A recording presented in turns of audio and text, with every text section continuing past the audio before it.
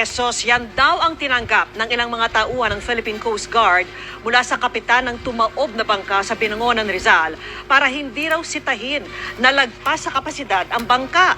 Ang alegasyong yan itinanggi ng pamunuan ng Coast Guard sa gitna ng isinasagawang investigasyon ng Senado sa trahedyang kumitil sa mahigit 20 buhay.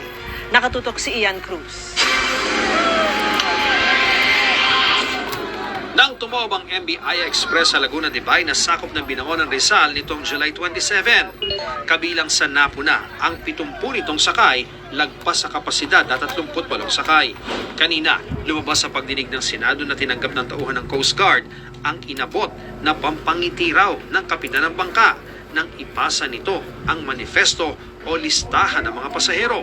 Sir, bumili lang po ako ng 100 pesos na saging. 100 pesos saging. Ano pa yung pampangiti kasama? Alak. Siyempre, meron. Tsaka may involved din po mali, sir. Ano po? 50 pesos, sir. Ganon lang ba ang presyo ng buhay? Di ba parang para ipikit mo yung mata mo at sabihin mo, sige na, okay na yan. Okay na, 50 pesos. O sabihin na natin 1,000. Di ba? Ang sakit naman nun kung ikaw yung may mahal sa buhay na nawala doon. Sa hiwalay na pahayag, sinabi ng Coast Guard spokesperson na kalokohan ang mga alegasyon. Itinanggi rin daw ng kapitan na nagbigay ito ng alak. Wala rin diniman ng mga ganito ang mga tauhan. Sinita rin ang naka-duty Coast Guard personnel noon na pinasahan ang manifesto kung saan 22 lang ang nakalista. Hindi ka pumunta doon physically para to inspect. You did not do that. Yan nga sir, You're under oath. Actually sir, hindi ko po You're under nagawa oath. sir. Ang kapitan ng barko naman, lumabas na walang lisensya mula sa marina. Yung seafarer identification book sa marina po, ino-honor naman po ng Coast Guard yun na operate po ng bangka. Inusisa rin kung bakit di naka-life vest ang mga pasahero.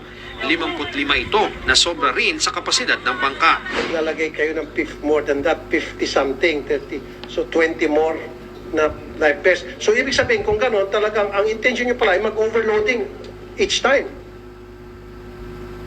Ibinulgar naman ang isang survivor na nakaalis na sila pero may binalikan pang 8 pasahero. Hindi rin daw nagpanik nang lumakas ang hangin at ulan. Nagkagulo lang nang mabali na ang katig ng bangka. Nagtilian po kasi naputol po yung katig, yung palangoy po. And naputol po yung katig, kumaliwa po yung bangka. And that moment, kanya-kanya na po. Wala po nag-command sa amin na pumunta kayo ng kanan para pumabawi po o mabalance po yung nawala. Sabi ng mga senador, dapat na-inspeksyon ng marina mula disenyo hanggang kaligtasan ng mga sakyang pandagat. Nang dahil umano sa overloading at iba pang mga paglabag ng bangka, hindi makukuha ng mga biktima ang full insurance na 200,000 pesos. Pero magbibigay pa rin daw ng tulong ang insurance firm na 10,000 pesos para sa mga namatayan at 5,000 pesos para sa mga survivor. Kabilang sa kakasuhan ng kapitan ng bangka, may-ari nito at ilang tauhan ng Coast Guard. Yes, our personnel are really committed negligence on this.